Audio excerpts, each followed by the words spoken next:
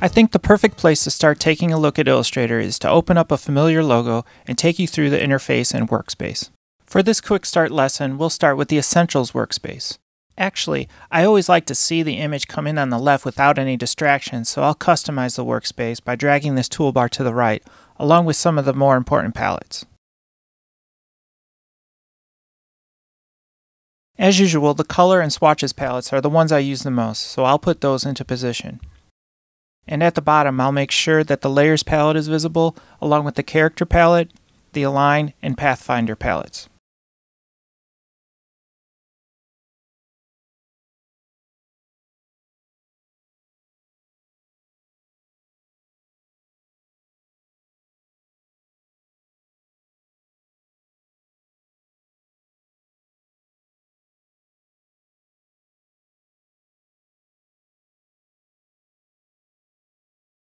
Let's close this document by clicking the X or pressing Command W or Control W on Windows.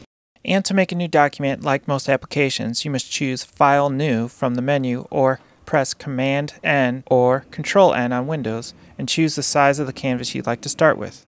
Typically, inches, millimeters, or even pixels are valid units in Illustrator to get our workspace, or artboard as it were, set up. But unlike Photoshop in particular, the artboard does not have a set grid of pixels. Even though pixels are an option when making a new artboard for our document, this is just a unit of measure, like inches or millimeters, that can be used to establish spacing in Illustrator as we work. For now, let's just use a 5" by 5" square for our artboard. And to define color, always use CMYK for printable color, and always use RGB for on-screen graphics.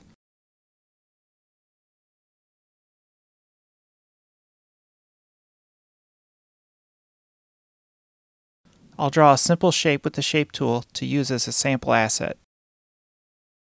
An asset is a fancy word for an icon, illustration, or logo, anything that is not a document itself but a graphic used exclusively for importing into other documents.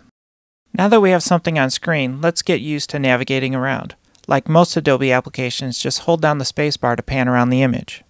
And to zoom in and out to view your artwork, I never use the magnify tool itself, or the Command + - keyboard shortcuts. Instead, I prefer the much quicker keyboard shortcut of Command spacebar, which is Control spacebar on Windows. Using those, you can scroll left and right while holding those down and zoom in and out much more interactively.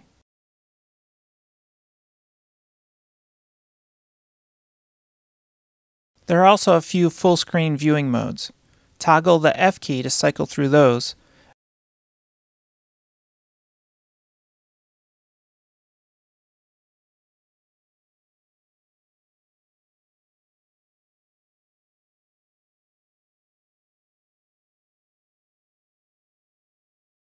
or press the Tab key to quickly hide the toolbars and palettes.